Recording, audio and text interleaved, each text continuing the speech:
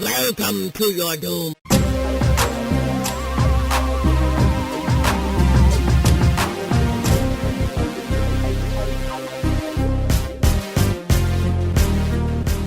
That was fun. I'd keep that. Oh, you're Probably. gonna keep the whole thing? Yeah, Okay. yeah. All right.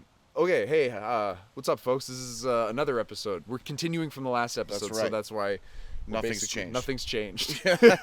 But yeah, we're just basically shooting the shit today. There's we haven't done we haven't recorded podcasts in a while, so at this point we just got good conversations and stuff to talk about. So there was one thing I wanted to start with.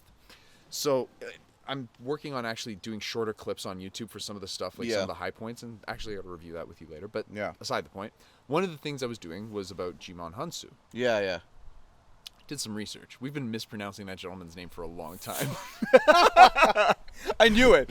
I didn't look it up on purpose because I'd been calling him that for so long. Like even before, like the Gladiator days, basically, like when I saw him in Gladiator, that so much damage had been done already. I didn't want to know that I was making a mistake.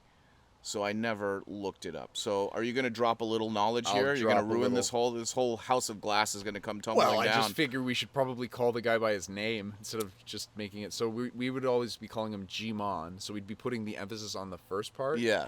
It's actually J, like Djimon. Djimon. But when you're pronouncing it, it's almost like Damon. So it's like Djimon. Yeah. And then it's like Hounsou. Hounsou. So like the H is silent. Yeah. I think it was an interview I was watching, and they're like, Djimon Hounsou, and I'm like, ooh, oh shit. boy. We've made a horrible mistake. So, my sincerest apologies to Djimon Hounsou. I feel really bad about this. I don't think you do. I've been mispronouncing your name for, I don't know, the last 20 years. So, but you're a really great actor. He's one of my favorites. Yeah, you shouldn't let the fact that I'm mispronouncing your name make you feel bad. Did you know he was homeless at a time? Was he? Yeah, he was homeless for a time. Wow. And I don't know if this is the order that things happened, but he got discovered for a modeling career, so he was a model for a while. Sure, and yeah. He went. I think good looking chap. I don't know what the first movie that he did was, but the one that he got most acclaim for, that launched him into kind of being an acclaimed actor was Amistad. He was in Amistad. Was Amistad out before Gladiator? Yes, I think so. I'd have to double check on that. Don't quote me on that, but I do know that. Here I'm pretty it'll sure be right that, here. Because 1997 was Amistad. Gladiator was 2000. Oh, no way! All right. Yeah, man. Look at that, Spielberg and then Ridley Scott. Like, I mean, Sir. You could do worse than that, I think. Yeah, no, it's. I'm sure it's an amazing story. Now I'm gonna actually look it up. I'm gonna look it up myself. Yeah, we're still outside. If you can't tell by the person murdering somebody in the background. It sounds like he's murdering a stack of wood, but that's okay. I mean, wood's got feelings too. But yeah, so Djimon Hounsou. Hounsou. Djimon Hounsou. Got it. Yep. So sorry about that. Cool. Yeah, I'm sorry, Djimon.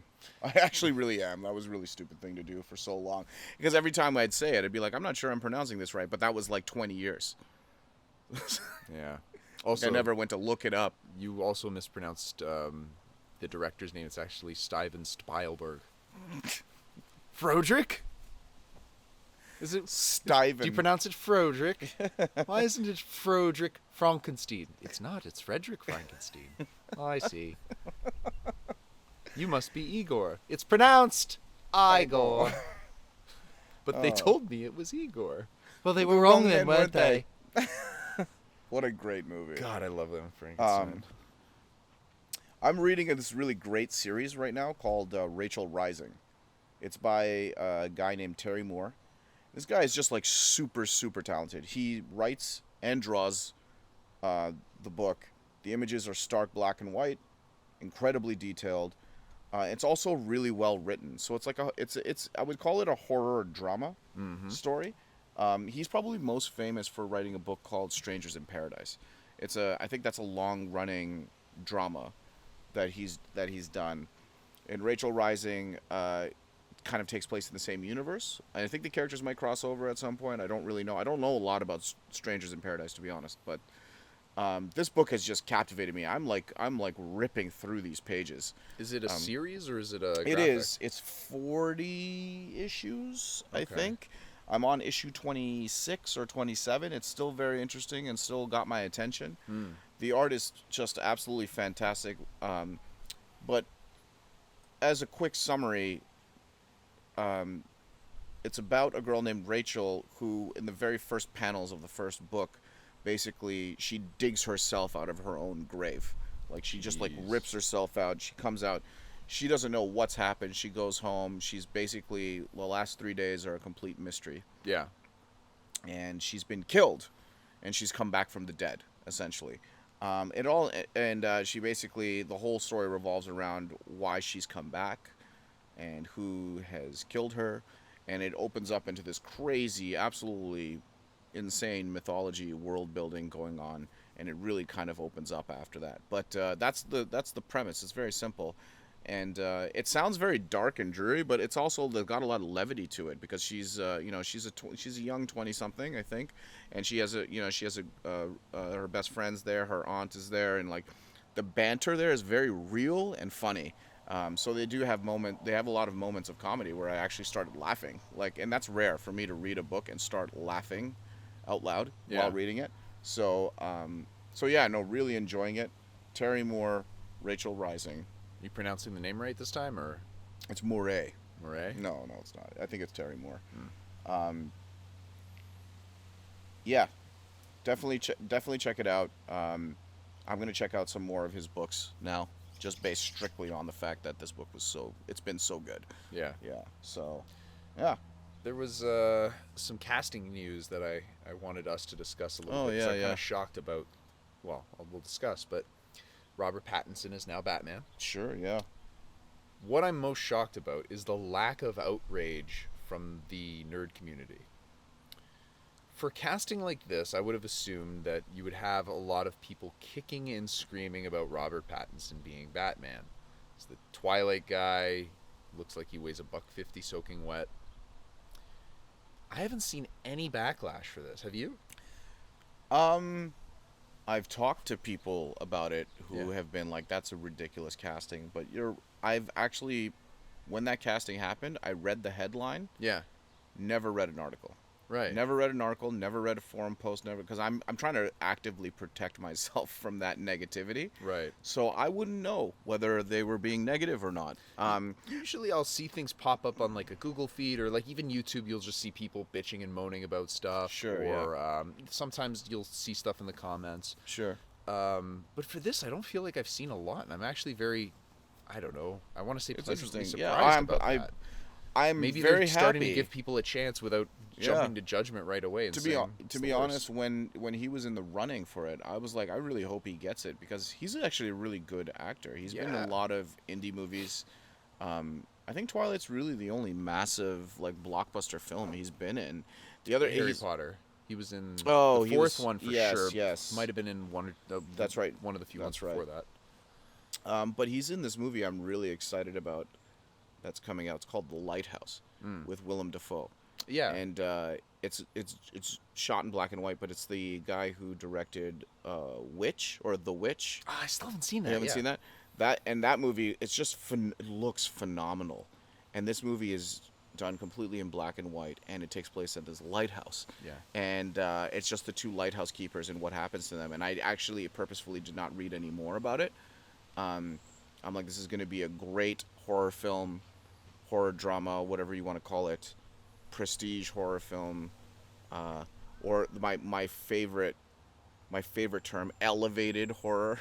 That's so stupid. Some people are calling you have to justify whether horror is that other shitty stuff or it's elevated horror. Get the It's so fuck outta it's here. really dumb. That's silly. But yes, this is definitely considered one of them there's a prestige around this because the guy who made Witch was he's incredibly talented. Robert Eggers, I can't remember, something like that, his name. But yeah, so he's a good actor, and I was really happy to hear that he nailed the role. And I did hear that Nicholas Hoult, whose name I'm probably also Nope, pronouncing I think wrong. that's how you pronounce it. He was in the running there too. I think they would have had either way. I like Nicholas Hoult. I think he's got a lot of range. Yeah, yeah. And he's been great in a lot of the movies that I've seen him in, and he's kind of one of those actors where you don't really. I didn't notice him before. I'd seen him in a lot, but then he came out. He was in like X-Men, and then he was in Mad Max, and I thought he was really great in Mad Max. Yeah, he was really good. Because he's the only one in that story with like an arc. Yeah. Like everything else is just chase. But he's got an arc in that movie. So I think they would have won with either, and I'm just happy that Pattinson is in. I think they're gonna kill it, because I think they're gonna change things up. It's gonna be a little different, and I'm excited. Yeah, I think it'll be good. Who's the director? It's still, what's his name? Matt. Matt Reeves. Matt Reeves. Yeah. Yes, it's Matt Reeves. Oh, I think good. they're writing it now. But they've been writing it for like 3 years. Hey man, I mean the world could use a little less Batman at this point. I think. I don't know about that. I feel like a little more Batman would save the day.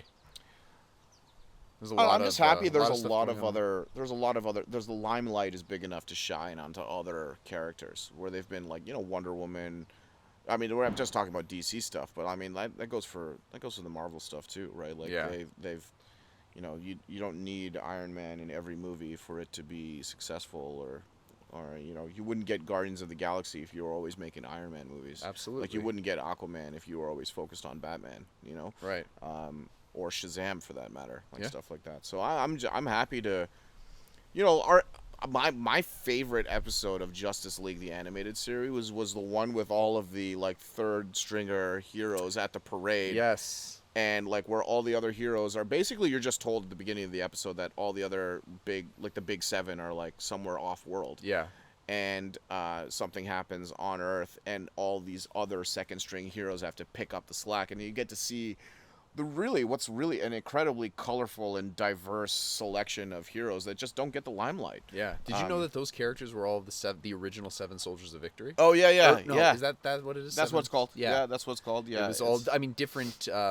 Different. I think it's a different era. It was a very different era of the original ones. Yeah. But it was the same characters from that original one, just different characters now to some degree. Yeah. But like different interpretations. Because I think now like the Grant Morrison run had like Frankenstein was a part of it and stuff, and Frankenstein wasn't there. Right. But they had Shining Knight. And Shining Knight, Vigilante, Green Arrow, Red Arrow, or whatever they called him, Speedy. Yeah.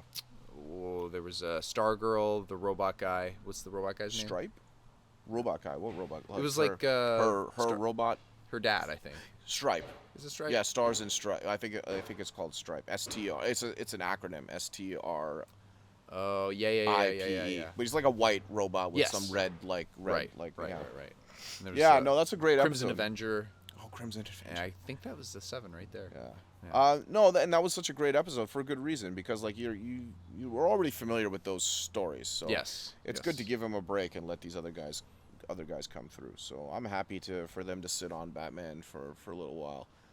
I can see that. I mean, it makes sense as long as they keep delivering good stuff. I mean, so far with Shazam, it's good entry to the DC cinematic universe, man. It's good. Yeah, and the Wonder Woman 84 poster came out. It's not on my list, but I forgot to mention that. It is a psychedelic trip. I like it. Yeah. I like it. It looks pretty unique. And you identified when we were talking about it that it looks very much like the Kingdom Come armor. It does, but also I noticed that it looks like Barda's armor, too. Yeah. I don't know, like with the scales on there. So, yeah, I don't know what we're gonna get. We could speculate all we want, but I'm excited. I like the look of the movie. Like every image has been insanely colorful. Yeah. Like, and I think they're really going for some. I don't know what they're going. Some sort of psychedelic thing going on. But psychedelics weren't heavily used in the 80s or nothing. No. I don't think so. Yeah. I don't know. All I know is 84 is a good year. So, yeah. I mean, 85 is better. I wouldn't say so. I would. Yeah. I saw The Kid Who Would Be King. I don't know if you've ever It's been on my radar. It is co-written and directed by Joe Cornish. Yeah. It's the guy who directed Attack the Block. Yes. So this is his second movie. That's gotta stop. Sorry, somebody's banging on fucking something. I think they're murdering blocks. Yeah. Let's give it a second. Yeah. He's been doing consistently. That's what happens. We brave the elements. We got to deal with carpenters. Bang! Imagine we find out it's actually a crime being committed. Like, That's the some next guy's day we're head. looking in the news and it's like, yeah, somebody was being smashed to death by some Scarborough man's hammer. Wow. Yeah, see that? Somebody just screamed. This is we're definitely witnessing a murder with our ears and with our microphone. Anyways, hopefully stop done murdering. Continue. Right. So the kid who would be king, genuinely a good effort. Unfortunately, like the child actors just didn't cut it for me. The movie really hinges on the audience getting behind them. I just couldn't get around the wooden emoting. It's a damn shame. Because There's the one- child acting from Attack the Block was fantastic. And these kids are younger, and I Okay. can sort of like okay, these kids are younger, so that like, but I'm just still absolutely floored by how convincing the kids in Attack the Block were. It was stylish, like inventive, exciting, and seemed to me like the mark of a director who had this very unique vision. Whereas the kid who would be king, there's some themes in there that are very strong, and I love some of the ideas. It just, I don't know, the execution felt a little flat to me, unfortunately. It's not a bad movie by any stretch of the imagination, but I mean, from Attack the Block to this, there's something missing. There was something missing there, unfortunately. And that's just for me. I think it's reviewed very, very well. Okay. So I would still recommend checking it out. But I mean, Attack the Block is still, I mean, at this point, my favorite Joe Cornish movie. Attack the Block. Is this his second? It's his second live action film. Gotcha. Yeah. Well, So that's not bad. I mean, yeah. Attack the Block was so strong. The guy still has pretty good credit. If this movie wasn't terrible, No, it wasn't. Absolutely not. No. I'm being a little harder on it because I liked Attack. My expectations were a little higher. true. So, and it's probably unfair as this movie is very, very different than Attack the Block. So yeah. Do you have anything? Nothing super interesting. I'll see if I can. If you can keep going down your list, if something pops up. Yeah, quickly, I've been watching a lot of commentaries because, like, you know, I'd be making like dinner or whatever, and I throw a commentary on the projector in the living room there. Kubo and the Two Strings, extremely informative commentary from the director. His name's Travis Knight. Yeah. He ended up directing Bumblebee. Yes. Which is his first live action movie, which was pretty good. But Kubo and the Two Strings, fantastic movie. From Leica, stop motion animation is absolutely incredible. Yeah. But it's a bit dry. It's exceptionally well rehearsed, almost it's like he's reading off of a script. It's super informative, but he's reading. It's almost like he's reading. Right. So it's like he's not having genuine reactions, kind of off the cuff remarks. He's reading. So I like my commentaries more spontaneous. So it's not as fun or interesting as a more spontaneous like the Carpenter ones, like with Kurt Russell. With Kurt Russell, Oh, yeah, those are the best. Yeah, those are really good because it's genuine. Yeah, you know, like absolutely. when they're experiencing the movie again. But the danger you have with a more genuine, spontaneous commentary like that is that it doesn't become informative. Yeah, like it's you not kinda really informative about the movie. Right. Where I feel like the Carpenter, Kurt Russell ones are in danger of going into that zone where they're just kind of shooting the shit because they haven't seen each other for a long time. Yeah. There are some that straddle that line a lot better. True. I It also depends what you're looking for. If you're looking to kind of sit in on like a conversation with the guys that made it, yeah.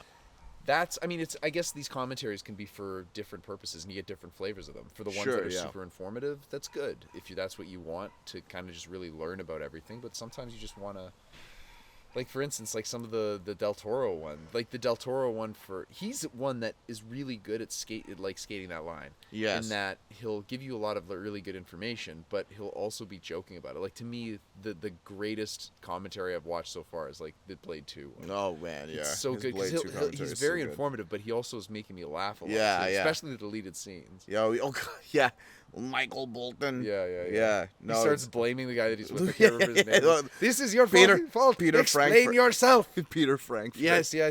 I'll never forget those names Yeah. because I watched those and it made me laugh I knew it so was much. Peter. I just didn't know what his last name was. Peter Frankfurt, explain yourself.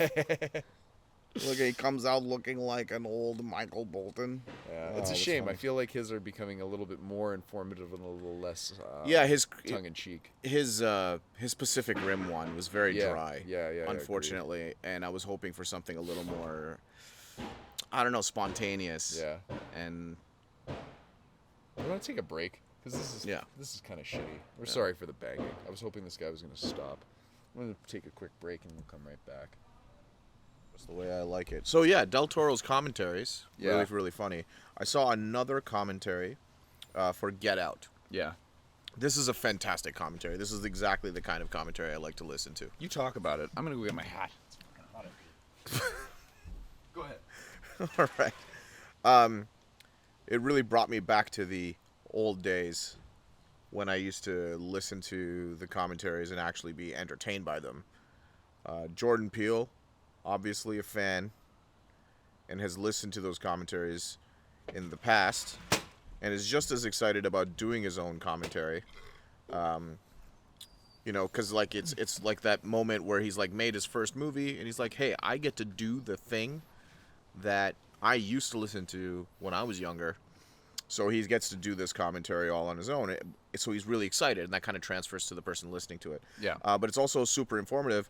Shot selection, sound design, music composition, it's all discussed. But my favorite part about the commentary is where you learn something new about the movie that you found explicitly interesting, and they end up talking about it. This one nails it because there's an incredibly... He basically talks about all the world building he put into the movie that fleshes out an incredibly deep mythology. Yeah. That I didn't even know was there.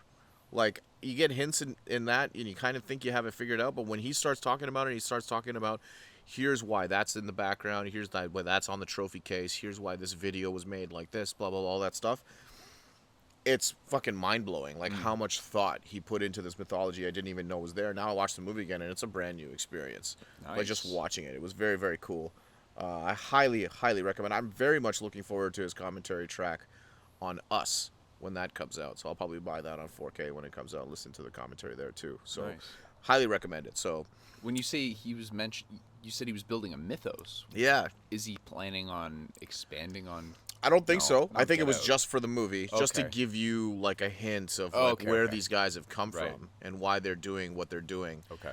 And like, you know, I don't know. I don't want to get too many spoilers for Get Out if you haven't seen it. It's been a long time, but there's a scene where it seems like they're playing bingo.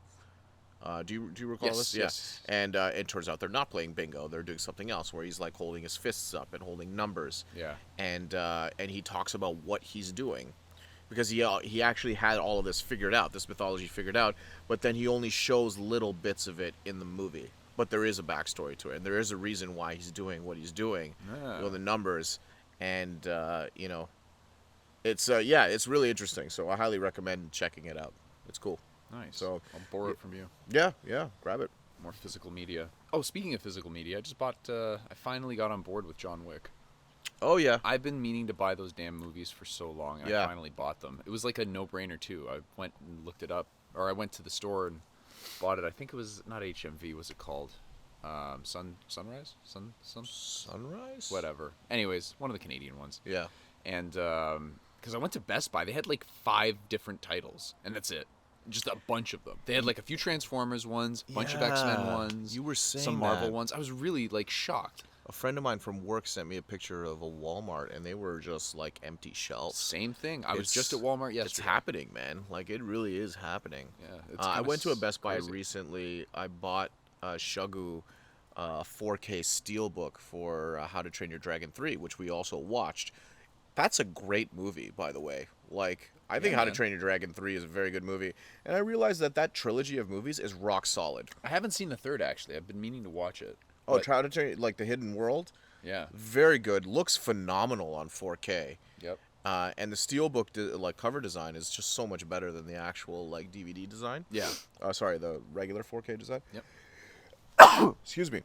And it was Great Sunrise, movie. Sunrise Records. I was right. Okay. Yeah. Yeah. Sorry, go ahead. Great movie. But when I went to go pick it up, there was only one in store, so I had to I took the bus out there and I picked it up, and I was looking at the shelves and they were pretty stocked. Yeah. At that particular Best Buy, I was expecting to see like kind of what you were describing. Yeah. But I haven't seen that yet. But it is happening. It sounds like so. Yeah. The like mass they- exodus of just not physical media. carrying as many 4K movies, especially if people are just ordering them online and so they're just not it's carrying like they're as just many. getting a few of the more recent ones, and then whatever they're not restocking any of the old stuff. They're just let putting it it go. on I'm shelves. done with it. Yeah. Well, it's not selling. That's right.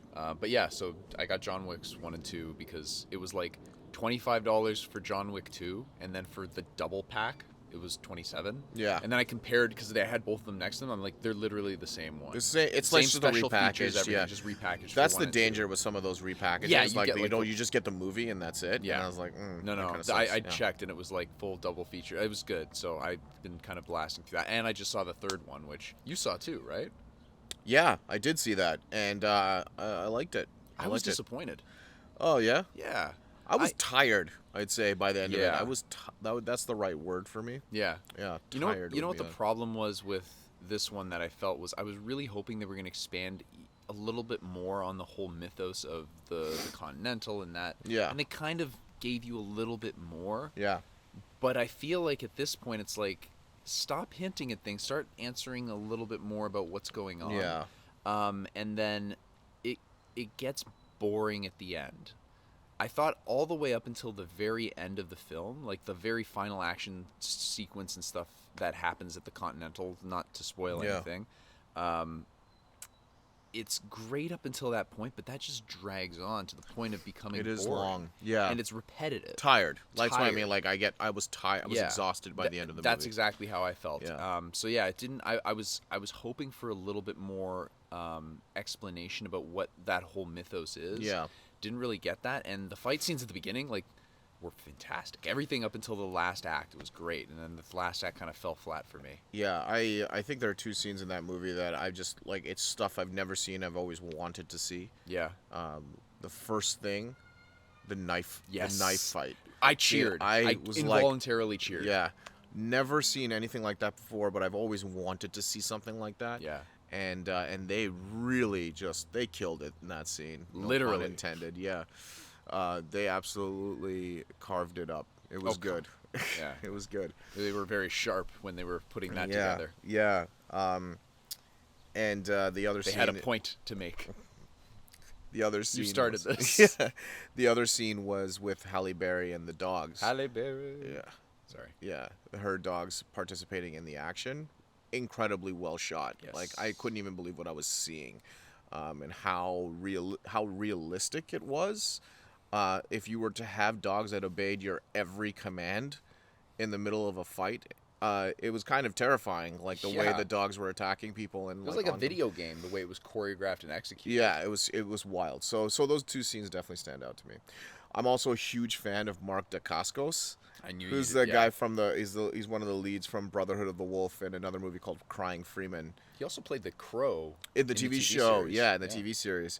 Big fan of his. He's a martial artist. He just kind of fell off. I don't know what happened to him, but He's getting paid by the Food Network for Master Chef or Iron Chef. Iron Chef. shut up. Dude, Really? he's been the host for a long time. Mark Dacascos. Really? I'll show you videos later. Holy It's gonna blow your smokes. mind. It's just him screaming chefs' names and pointing, doing a backflip occasionally. I think I might just be making things up, but he's like super high energy, and he's just the host of a show. It's so great because his character's so great in this movie, and he has those moments of levity. Yes. There, and I was like, yes, this is so funny and Yep. awkward, just how awkward the whole thing is. And then of course you've got Yayan and I can't remember his last name, and then the other actor from The Raid. Yeah. That are playing like his students basically. Yes. So you've got some real like martial arts pedigree in this movie, and the action scenes are fantastic. Again, I think it was just. I think of this John Wick as basically. It's like a reskin of like something like Lord of the Rings. It's like Lord of the Rings if it were an urban driven like modern day fantasy story. That's Okay. the way I see this whole thing with all of the fantastical elements. Everything is on the verge of reality. It's not real, but it takes place in the real world, kind of Right. thing. But just like the amount of mythology that's built up around these things is very high fantasy-esque. Like Oh, I expected to see a absolutely. dragon flying through the city, like at some point, like that kind of thing. Like they really amped up that mythological aspect, the whole desert scene, like all of that stuff. It's very it's out there. It's very out there. And I appreciate that. I always like feel that. like anytime a movie all of a sudden goes to the desert, it's like taking a leap. Like the Yeah. second Transformers movie, all of a sudden they're in the desert. Somebody made the distinction. I think it was the second, and this is gonna go way off the beaten path of what you usually talk about, but the second Sex in the City. For some reason, those girls are all of a sudden in a desert. Yeah, I think feel my like buddy it's Nigel made the comparison. He's like, it's just like Transformers 2. Look, they're in the desert. I was Yeah. like, okay. Yeah, I feel like desert sequences generally have some sort of metaphysical context to them because somebody gets lost, you have hallucinations, you find yourself or whatever. So Sex in the City too. I didn't How actually was that? see it. Oh, okay. How do you know that there's a desert scene? Nigel, it was in the trailer. Oh. Like they're literally in the city. I mean, if and you then all saw of it, a you sudden- should you don't have to lie. No, You no, could I say. haven't. I'm not. I have no shame in Do you saying. want to say it? Do you want to see it? No. No. I don't, Did you see the first one? I might have seen it. Okay. did I've you seen like- episodes of it. It's Oh, actually okay. pretty funny. Yeah. I can get on board with some Sex in the City. Sure. It's good. Sure. All right. Sarah Jessica Parker can look. She ranges from looking fantastic to not. Not. Yeah. I feel like I'm up and down on her too.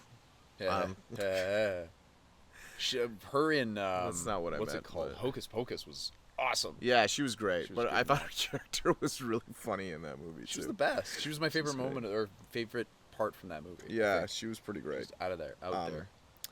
But yeah, so John, how did we get to John Wick? I don't. Oh, you bought the I Blu-rays. was talking about the Blu-rays. So I bought the 4K for John Wick 2 and watched it before going to see John Wick 3. Good movie. I did the same. There's thing. one thing I want to say about John Wick 2 before we move on. Sure. We talk about the action scenes in John Wick and how, like, you know, people are getting beaten up, bones are getting crushed, headshots for days. But I thought the most unrealistic thing, the most deadly thing in the John Wick universe has to be when John Wick and the character played by Common fall down the stairs. Yes. It's like the most brutal thing to watch. I was sitting there cringing in my seat watching them roll down flights of concrete stairs in Prague. I don't know where they are, but they're in some European city, and these concrete steps that just go on. They go on forever, and they're just like, we can't slow down. They can't slow down. They can't slow down. They're picking up speed as their bones are bouncing off of this concrete, and I could barely watch them because like they fall down once, and I think they fight more, and then they fall down again. Yeah. So it's like the most visceral moment in that movie is them just fucking falling downstairs for 5 straight minutes. And then they get up at the end. It's like, you know, they smash into the Continental. Yeah. And they're like, hey, you guys can't fight here. And he's like, hey, you want to get a drink? Yeah. Yeah, let's go to the bar. Mm-hmm. Like, those stairs didn't, you know, they should be like a jelly or like a paste by now. Every bone in their body should be broken. Yeah, they should be like pureed on the inside. That's what it was. It was the most graphic thing, oddly enough, that I saw in that movie.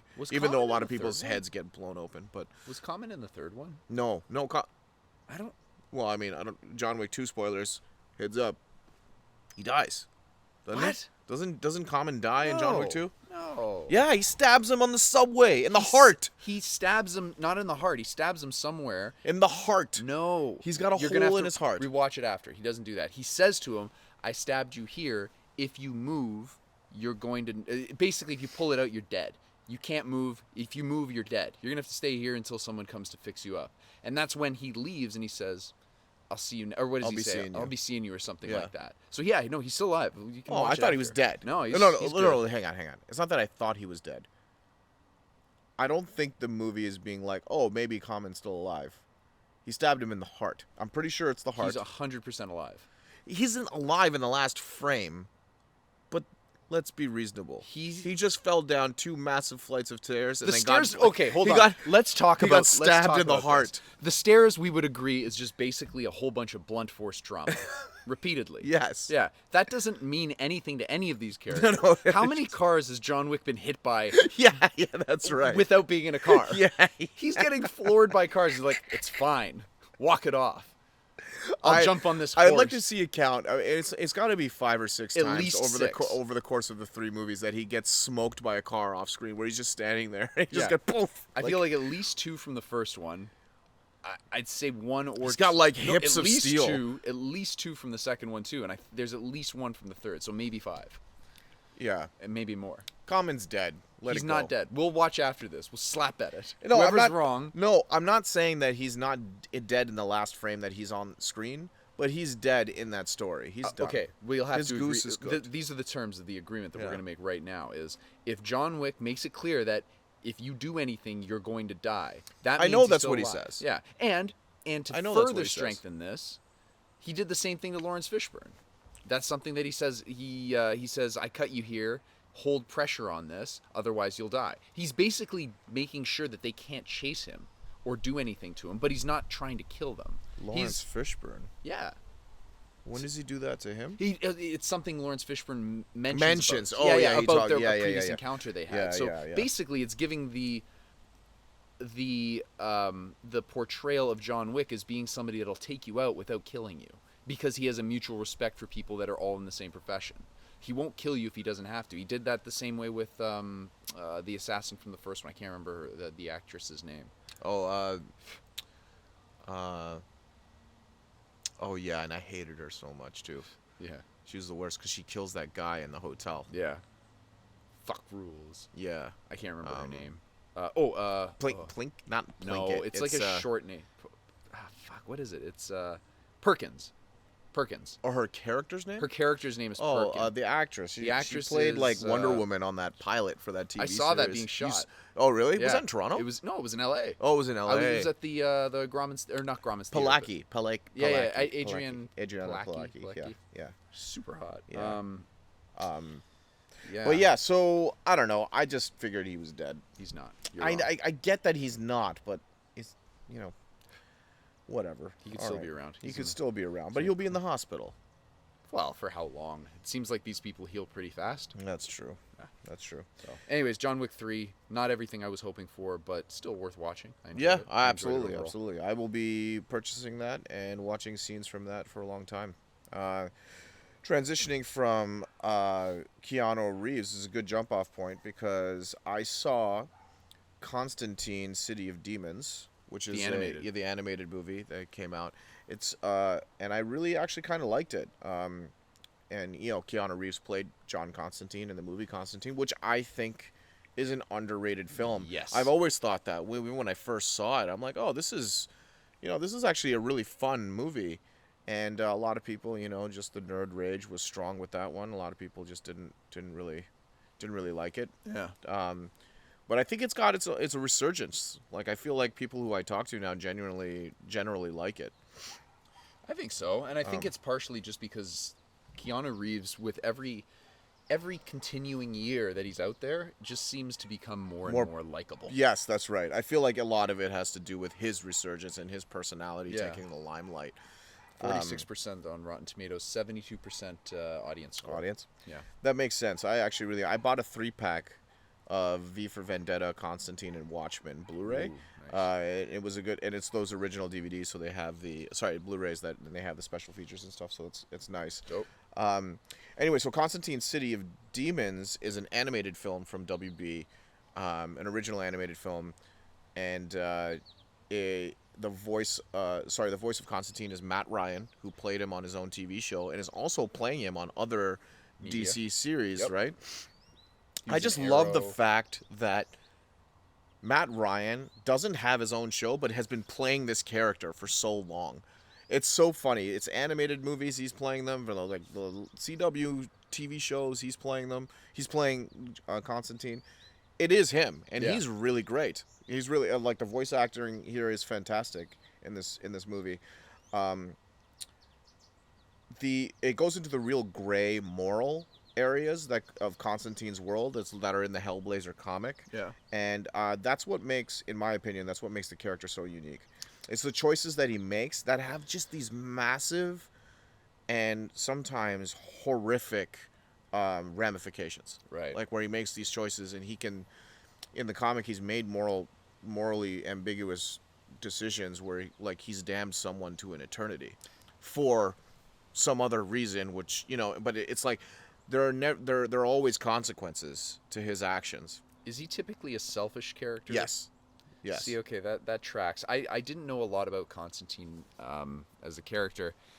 I think he starts out like that, like the earlier stories, like, and especially in his flashbacks when he's younger, and this movie gets into that too. Okay. He's cocky and selfish. Yeah. In the comics, I've only read maybe the first 20 issues or so of Hellblazer. I've like read it all. Okay. But he's wronged a lot of people in the past because making these selfish decisions, but these decisions all had these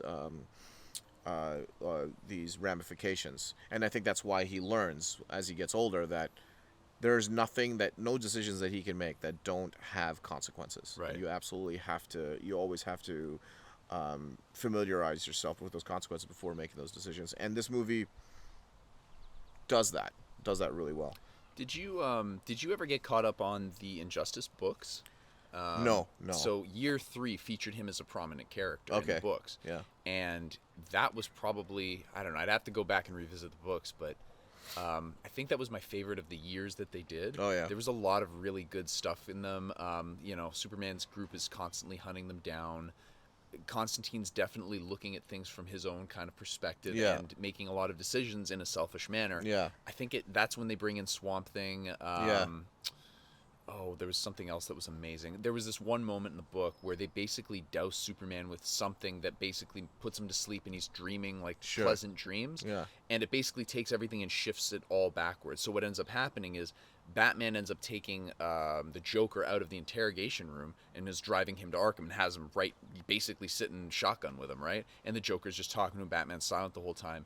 And he drives him all the way to GCPD and just before getting out of the car, snaps his neck and kills the Joker. And then he gets out, takes off his mask, and says, "I'm here to report a murder." Yeah. They book Batman, or they book Bruce Wayne. So this is in what? This is in the Justice comics. But it's in Superman's dream? This is all happening in Superman's dream. Oh, okay. And basically, that's what he wanted to happen. Like, he wanted, like, Batman should have killed him a long time ago. Well, not even that. No, it's more that he saved Superman from doing something that he would have regretted. Also, I think that Superman's wife... I think that was the other thing too that happened is that Lois and the baby were alive. Doesn't die. Yeah. So, anyways, that happens like midway through the series, and it's really, really well done. Cool. I really like that. So yeah, if you want to check out Constantine in the Injustice universe, I can't recommend that series enough. It kind of sucks. He's never been a character. No, it's weird. They've done Dr. Fate. Zatanna was in there in the first one. Yeah. He's been a fan favorite. People have been talking about him. I could see him showing up in the next. Yeah, there's a few other mystics in there, but Constantine has never been one of them. Oh, and Swamp Thing, of course, was in the game. But yeah, so they don't shy away from that, like that sort of the ramifications of your decisions. Good. The animation. So this was a web episode series that's been sort of put together as a movie. So the animation isn't that great. It's also the pacing on some of the scenes is very strange because it was a web episode series, so some things are repeated more than once. But if you can get past sort of that pacing and some of the weaker sides of the animation, the story itself is actually really well written, and the dialogue and the voice acting is quite good. So yeah, enjoyed it. Dope. No, that sounds good. I want to check that out. Yeah. I also just noticed because I was on with thing on Rotten Tomatoes. I didn't actually know they did an animated for Batman versus Teenage Mutant Ninja Turtles. Oh, yes, they did. They did. Did you watch that too? No, I haven't seen that, but I'm going on vacation next week for a week and a half. Yeah. And I got I got plenty of comics lined up to read, and that's actually one of them. I just read that recently. I stumbled across it in the Toronto Public Library. Yeah, nice. And I picked it up. It's fun. So you've read it? Yeah. Oh, okay. So I haven't, because it's written by James Tynion, right? Yeah. And I really like that guy. That guy's writing. And the art looks really great, and it looks like the Arkham Batman that's in that. Yes, I feel it looks like that. The Arkham Knight Batman. Yeah, the art's a bit inconsistent. What's the best way to put this? I honestly don't know how to put it. I'm not artistic enough to really judge it. I just know that it wasn't as hot for me. It was inconsistent. There were some panels look great, and some just look kind of rushed. Yeah. Didn't look as tight. Yeah. I guess you could say. Yeah. But yeah, the way that he looks definitely, it looks like they took inspiration from the Arkham series. Cool. I don't know when the book was actually done. It must have been a couple of years ago because now they're on their third crossover because they're doing really well. Good. Those crossovers. Good. So I'm kind of excited to see that movie, but I'm going to read those books first. Nice. Yeah. I got to check out the second and third part. I only read the first one. I liked it. I thought it was good. It's Basically, the whole premise is I think it was Krang, does something and it launches. They basically go from their universe into Batman's universe, and that's essentially how. As one does during crossovers. Yeah. Or it's weird when it's all of a sudden like they're just like, oh yeah, I gotta go to I think it was a Spider-Man Batman. Where they just pretended Gotham was in the same thing. Yeah. Like, Punisher Batman was like that too. Yeah, I guess it makes sense. It's an Elseworlds thing. It's not like whatever. That's you don't want to waste too much time figuring that stuff out. You got to get the characters in the same panels together.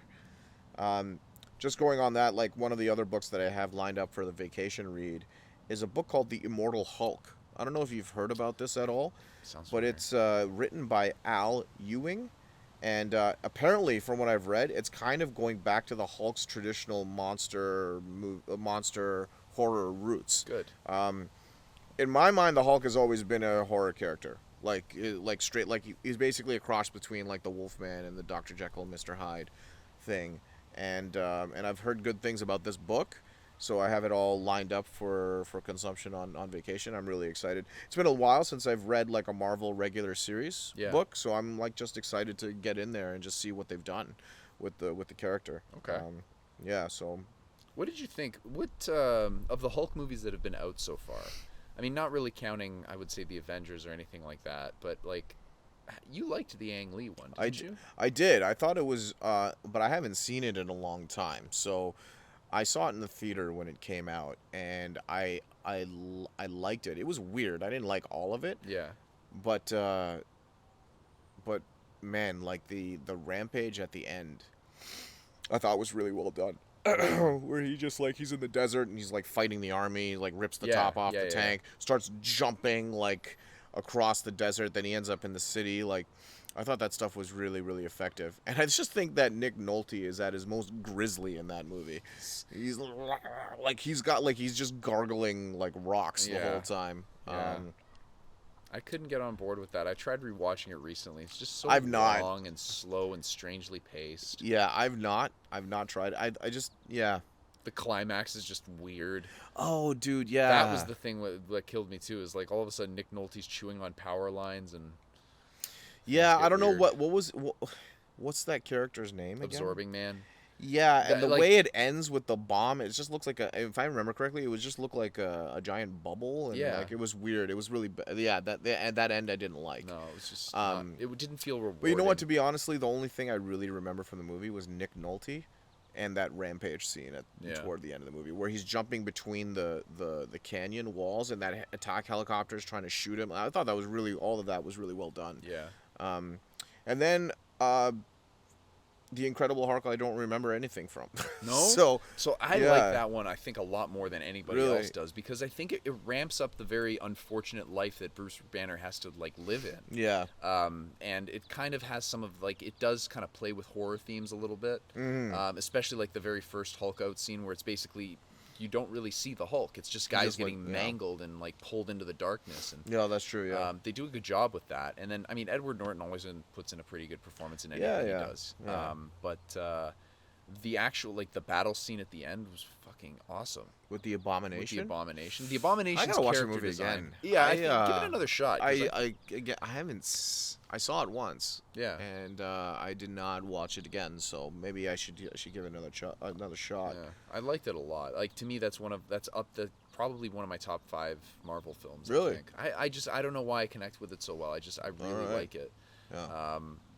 Yeah. I honestly Cool. I don't know, but Ang Lee's like can't get on board with. Yeah. Just It's weird. too artsy. It's weird.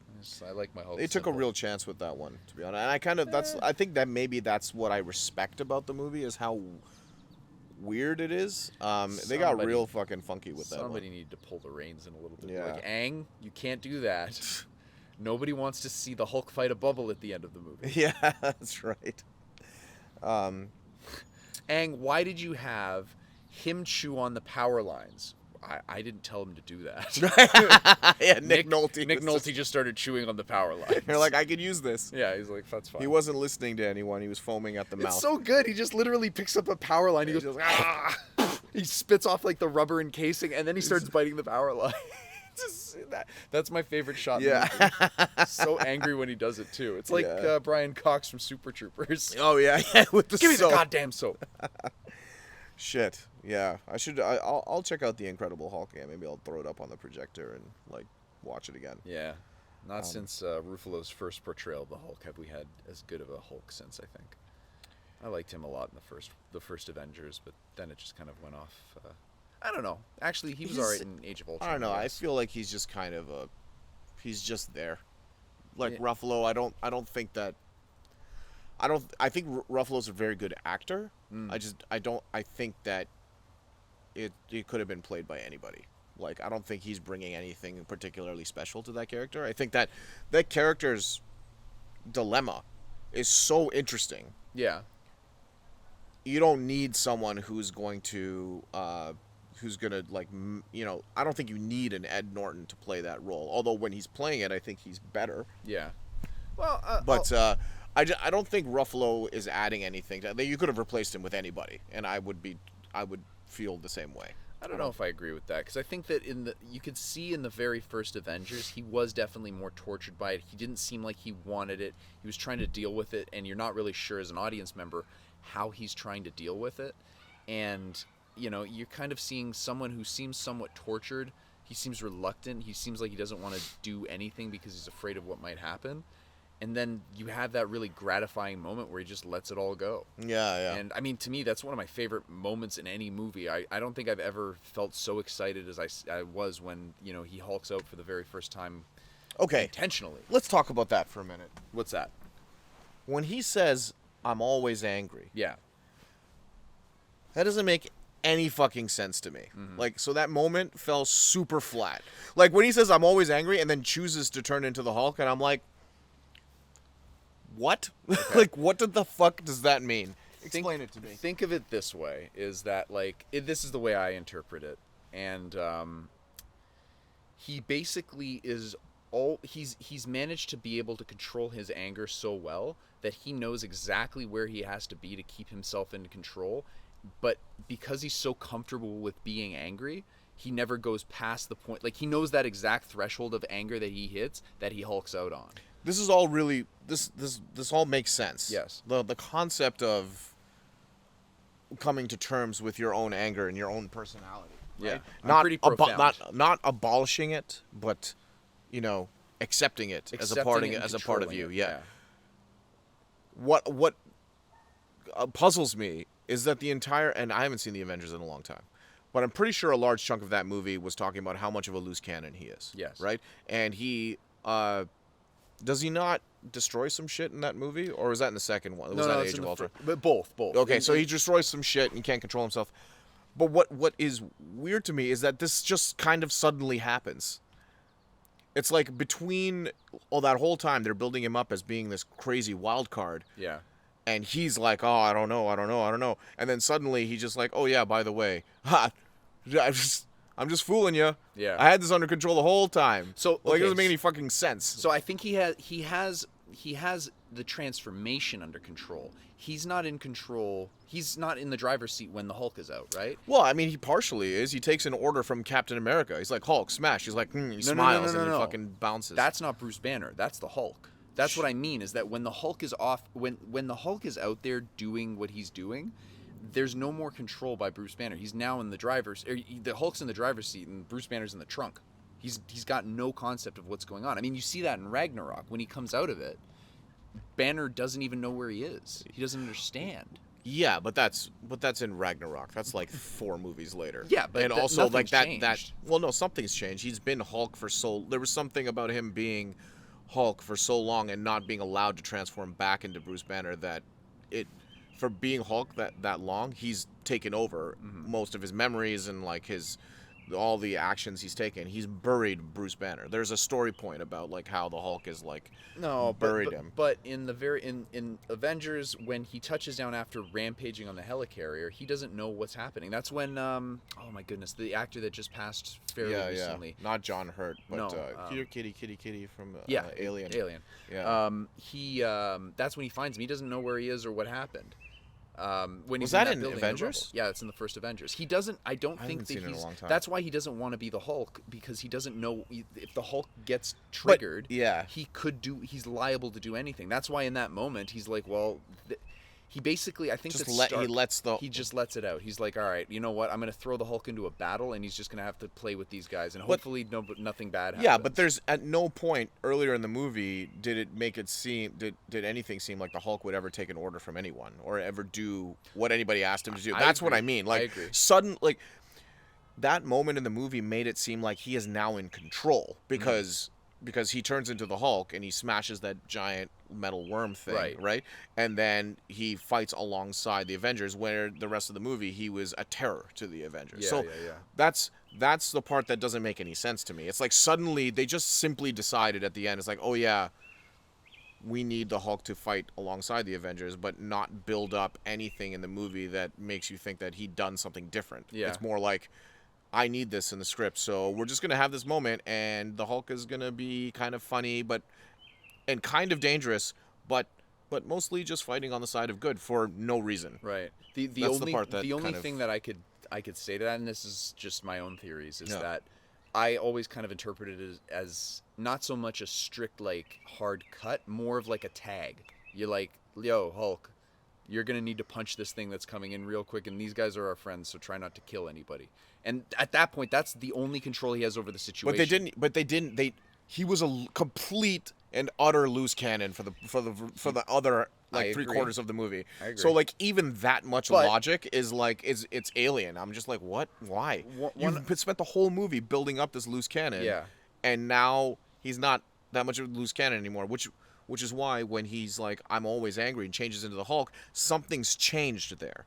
It's not the Hulk hulking out. It's Bruce is kind of in there, like, you know, like adding that little bit of logic and that little bit of sympathy to make him operate. Two things, though. The Hulk's reactionary, right? He's always going at, like, he doesn't want to be attacked. And the very first thing he does when he comes out is being attacked by a building-sized slug that can fly in the air. Yeah. So he hits them, and then all of a sudden his allies are there to help him fight the rest of these things that are coming after him. He perceives the enemy as those guys. So you could theoretically say that's what he's. But these guys are not allies. That's the thing. Like, they've never been established. They're allies as such. by not being enemies, right? The friend of my friend is my own enemy. Those guys, the Avengers, are also going after these guys. They want those. The thing that he just punched in the face is also a threat. The second he punches it, Iron Man goes after it as well, blows it up with his rockets, and then the Hulk's looking around and he's got all of the aliens that are yelling at him, and he's triggered by them. And he doesn't really give him an order. He just says, hey, go crazy, right? Captain America just tells him to smash. And that's the exact thing that the Hulk wants to hear. He's got friends. And that at that point, the Hulk has never had friends, really. He's only had Betty Ross. Yeah. You know what I mean? I don't know. This all just doesn't hang together. It's like it's too much. There's too much interpolation here. It was like, for a moment that a lot of people love. Yeah. I just feel like it doesn't have. It's missing giant pieces of like logic. Like, we love this scene, and it's not just you. A lot of people love that scene. I think it's a big moment, and it's supposed to be a big moment in the movie. But it's just like missing these giant, like, there's the leaps in logic there where I'm like, oh, they didn't really establish that. The other thing too to note is that, and I mean, more so than I guess he usually would be, but he was being affected by the Mind Stone when he was at the helicarrier. On the helicarrier. That's something that they had that was Loki's point too. Sure, yeah. They didn't make it as I haven't seen this movie in a long time. So they didn't make it as prominent as they did in Age of Ultron, because in Age of Ultron, that's when Scarlet Witch did something to him, and you could see his eyes were all bloodshot and crazy looking. Yeah, that's not him. Yeah. No, that's not him. Yeah. But I don't know, to say that the Hulk just hulks out and destroys anything in his path has never really been his intention. I mean, they mention it in The Incredible Hulk. He says when he falls, goes and fights the thing. He's like, how do you think you can control it? He's like, I can't, but maybe we can just aim it. Yeah. So he's got, I guess he has a level of control to some degree, but not much outside of aiming it and just letting go. Sure, yeah. So that's kind of how I interpret it. Sure. And I'm usually right, so I'm going to go with that.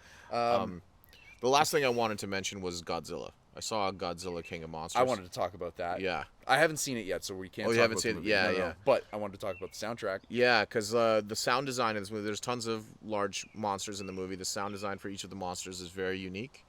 But the score is fantastic. And then there was this Well, I mean, I just threw the score on because I really liked it while I was watching the movie. The movie, in my opinion, was okay. Yeah. But the score really just like elevated it. I thought it was fantastic, so I threw the score on. And to my fucking I don't know anything about Godzilla. Yeah. Okay, like I'm not a Godzilla fan. I haven't seen any of the Toho movies, and I've just seen the American ones.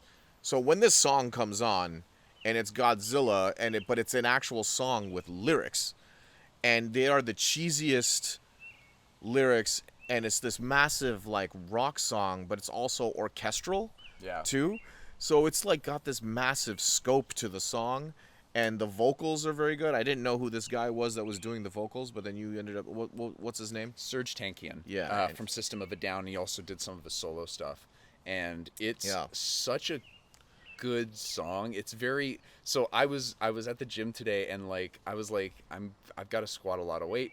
I need something to pump me up, because I was listening to a podcast. It was guys talking like, I can't do this because one, I might laugh. I almost died once doing squats because I think I was listening to like, it was either the Your Mom's House podcast or Joe Rogan, but something funny happened. I usually turn off podcasts when I'm lifting. Yeah. And I was down at the bottom of the squat, and they said something, and I just started laughing. I almost like, I didn't want to say I almost killed myself, but I definitely like was close to falling over. I managed to catch myself. But with this, I was like, I need something, and I threw that on. Oh my God, that's a good pump up song. Oh yeah, I've ever heard one. It is. It's just so cheesy and wonderful, and like, I don't know. I heard it, and I'm like, wow, this makes me like the movie more. Yeah. Like after like the soundtrack alone, especially that song, but also the themes for Ghidorah and like Rodan and like. And Godzilla and Mothra, they all have their own themes in the movie, and they're all like, they're big and bold and really in your face, and I just kind of like that. I love that they are so distinct. But this song, this Godzilla song, I don't know if it's a remake of like an actual. So I know Godzilla has a theme. Yeah. I don't know if that those lyrics existed before. I'm not sure if it was written by them or not. Oyster called. Okay, sorry, keep going. Okay, yeah. So so it may have existed before. This might just be a cover of another song, but this composer who's done some video game composing for like games like God of War. His name is Bear McCreary. He did the entire score for the movie, but he also composes the song as well. So it's totally ridiculous. It's super fun. And it gets you pumped up, and actually I kind of like the movie a little bit more after listening to the soundtrack. Yeah. So also, it sounds like so there's a full orchestra behind it, and Serge Tankian. I would just want to make sure. Tankian. Yeah. Serge Tankian. He's also a classically trained like opera singer. Oh no way. So he's got a lot of vocal range. And he kind of stays at like those higher pitches a lot. Sure. But it's great. It goes with the score, but it also features Brendan Small and Gene Hoglan from Death Clock. If you've never seen Death Clock, it's like a funny animated show, but they also have their own band. Like it's a band. But is it an anime or is it? No, it's like something on Comedy Central. Oh, Comedy Central. Okay. And it's really good. It's funny. It's just out there. It's just wacky. Oh, it's like in the same vein as like a Rick and Morty or sure. Just very different. Just like that kind of comedy. Yeah. Ridiculous. Yeah, I mean, like all of that ridiculousness piled on top of each other. Just kind of made something awesome. It was. I just think it's really cool. It's a cool song, and even if you're not a fan of Godzilla, I think you might even like this song. It's just so funky. The whole score is fantastic. fantastic. The whole score is great. It's good. I've listened really to it good. a few times. You told me about it when I was driving back from Ottawa. Yeah. And I threw it on immediately. I was like, let me just give it a shot. And that first song, I think I've repeated it like 3 times. Yeah, I've been repeating. It's been on loop a few times. Yeah, it's definitely in heavy rotation. So. Oh yeah. So yeah. That's pretty much everything I had. I don't know if there's anything else. I think it was another good probably just under an hour. So yeah. Probably call it. I think it's been a good catch-up session. That's right. Two catch-up sessions, and then hopefully we'll dive back into some of the reviews. We've got, like Vermintide 2. We've been trying to play. I've been playing a little Vermintide 2, and Mortal Kombat's still sitting there in the wings. We're getting ready to dive into that. Pet Cemetery. We got to get around to our review for. So yeah, lots of stuff coming up. Hopefully, the next time you see us, I will be celebrating because the Raptors have won the NBA Finals. That's right. But until then, we'll see you guys next time. All right, take care, guys. Thank you very much. Bye-bye. See ya. Drums.